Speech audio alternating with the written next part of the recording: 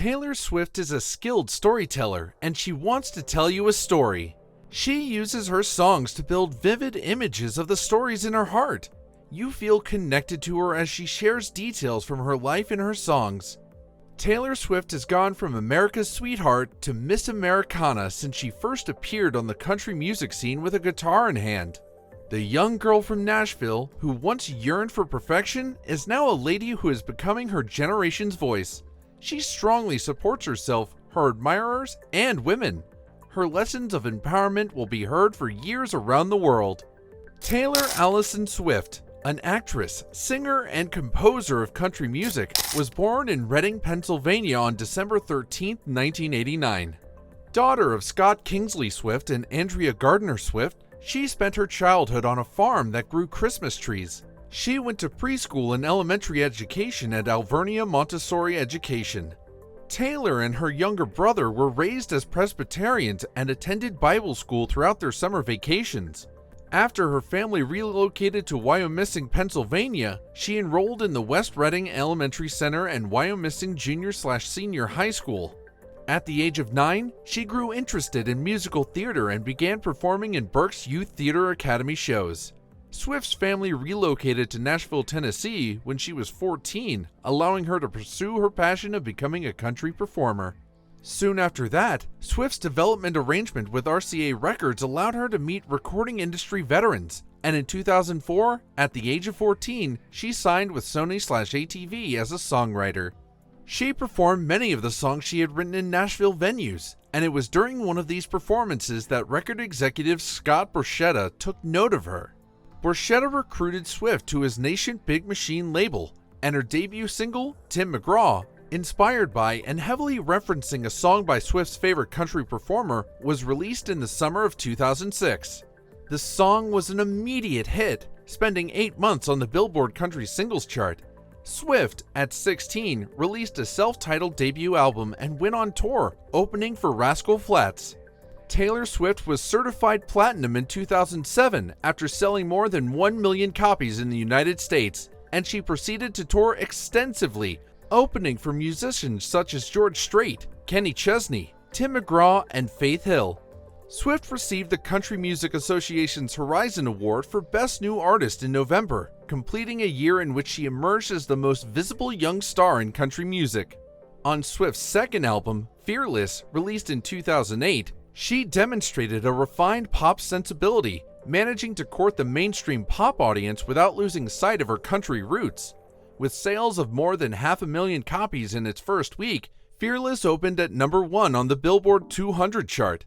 It ultimately spent more time atop that chart than any other album released that decade. Singles such as You Belong With Me and Love Story were popular in the digital market as well, the latter accounting for more than 4 million paid downloads. Swift started on her first headline tour in 2009, performing at sold-out venues across North America. That year, Swift also dominated the industry awards circuit. The Academy of Country Music named Fearless Album of the Year in April, and she won Best Female Video for You Belong With Me at the MTV Video Music Awards in September. But sometimes, some people don't let other people shine because of jealousy, or probably hatred. And that's what the famous rapper Kayne West did here. During her VMA acceptance speech, Swift was interrupted by Kayne West, who protested the award should have gone to Beyoncé for what he called one of the best videos of all time. However, later in the show, when Beyoncé accepted the award for Video of the Year, she summoned Swift on stage to finish her speech, prompting a standing ovation for both singers. Swift earned all 4 of her CMA Awards nominations that November. Her selection as CMA Performer of the Year makes her the youngest winner in the awards history, as well as the first female solo artist since 1999. She began 2010 with an outstanding performance at the Grammys, where she won 4 awards, including Best Country Song, Best Country Album, and Album of the Year. Later that year, Swift made her feature film debut in the romantic comedy Valentine's Day, and was selected the new CoverGirl cosmetic ambassador. Swift avoided addressing her personal life in interviews, but she was unexpectedly open about her music. Her third album, Speak Now, released in 2010, contained references to romantic connections with John Mayer, Joe Jonas of the Jonas Brothers, and Twilight series actor Taylor Lautner. Swift recaptured the CMA Entertainer of the Year award in 2011, and the following year, she received Grammys for Best Country Solo Performance and Best Country Song for Mean, a single from Speak Now. Swift resumed her acting career with a vocal appearance in the animated Dr. Seuss's The Lorax in 2012, before releasing her second album, Red, in the same year. While she remained focused on the ups and downs of youthful love, her lyrics reflected a more mature perspective on the issue, and many of the albums featured a bright pop rock feel. In its first week on sale in the United States, Red sold 1.2 million copies, the highest one-week total in 10 years. Furthermore, its lead track, the upbeat We Are Never Ever Getting Back Together, became Swift's first #1 success on the Billboard Pop Singles list. But the journey of her success didn't stop here. In 2014, Swift released 1989, an album titled after the year of her birth and reportedly inspired by the music of that era. Although Swift had already begun to move away from the traditional country signifiers that characterized her early work, I Knew You Were Trouble, the second single from Red, even dabbled with electronic dance music. She referred to 1989 as her first official pop album. The cheery Shake It Off proved to be another smash for Swift, with first-week sales outpacing those of Red. It went on to sell over 5 million copies in the United States, earning Swift her second Grammy for Album of the Year. But we're aware that with huge success and fame comes huge drama and controversies, and that's what Taylor Swift had to go through as well. In 2016, Swift's feud with Kanye West resumed after he released the single Famous. The song includes a lyric in which Swift was referred to as a selfish person, which she claimed was misogynistic. The public feud erupted after West's wife, Kim Kardashian, leaked a recording of a phone call in which Swift granted her okay for the lyric, despite West making no mention of calling her that. Swift's controversies continued as she participated in a widely publicized civil trial in August 2017, after former radio host David Mueller sued the singer, her mother, and a promoter, claiming that Swift falsely accused him of attacking her in 2013 while taking a photograph, destroying his career. She countersued, claiming that the attack had transpired. Swift was removed from Mueller's claim during the trial, and the other two defendants were held not liable after the jury ruled in favor of Swift's countersuit.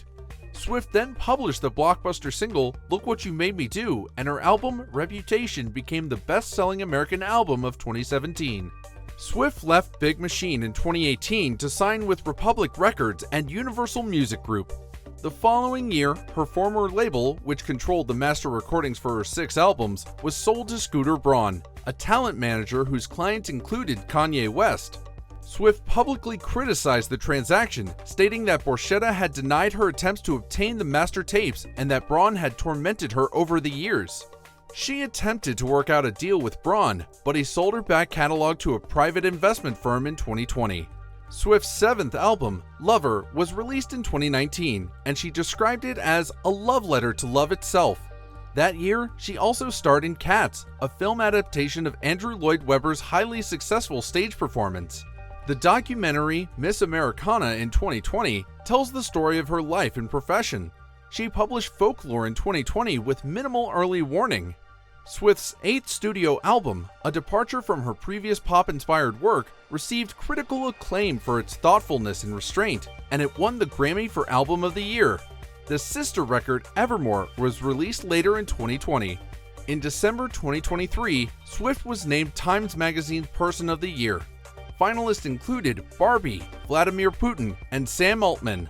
The distinction came shortly after Spotify named her the most played artist. According to Bloomberg, Swift is now a billionaire, valued approximately at $1.1 billion. And as of now, the singer is thought to be dating the famous American footballer Travis Kelce. It is thought that Swift and Kelce have been dating since October 2023.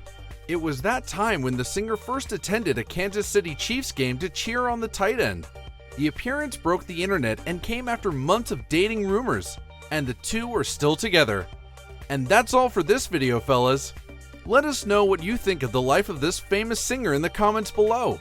If you enjoyed watching this video, then hit the like button and subscribe to the channel. Thanks for watching.